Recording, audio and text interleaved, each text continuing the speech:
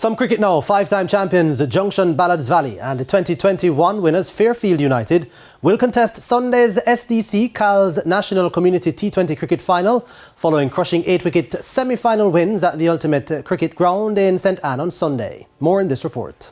Former champions Whitehall started Sunday's semis against Fairfield as the only unbeaten team in the competition. They were well on their way to having a strong showing after winning the toss and getting their preferred choice of batting first. However, they were 14 for 2 with the dismissals of openers Donald Tomlinson and Lamar Campbell, both for a duck. The Westmoreland-based team found their two best scorers of the innings in Ziggy Levy and McCoy Ewart. The two put together the largest partnership of the innings of 27, but once Ewart departed for 16 and Levy for 30, the 2015 championship capsized to be stifling at 70 for 7. Off-spinner O'Shane Walters spun a web around the White House batters with impressive figures of 3 for 9, along with 2 for 20 from national representative Jamie Merchant to skittle out the former champions for 98. 99 to get and move closer to $1.5 million, and Fairfield were off to a rollicking start.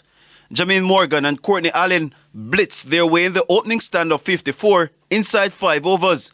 Morgan crashed 22 runs off the third over in a breezy 52 not out. Despite the wicket of Allen for 11, Brian Clark creamed 30 from 16 balls to send his team into a second final in 3 years at 102 for 2. We're fortunate to be put in the field, and I think we executed well. To get a team under 100 in any format, any T20 game, that's a win for the team. We fielded well, we bowled well, so it made it easier for us when time came to bat.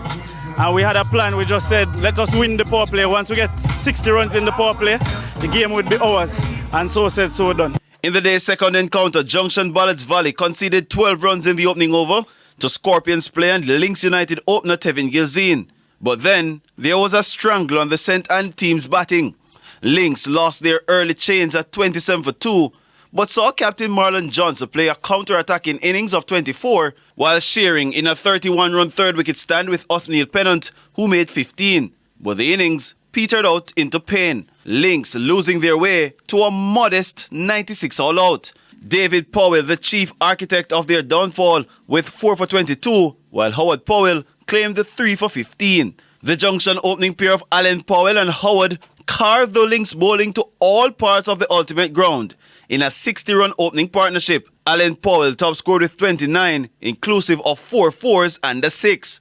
Howard fell for 14, but Andre McCarthy with an aggressive 25 marshaled the St. Elizabeth team into their 6th final at 99 for 2 with 39 balls to spare.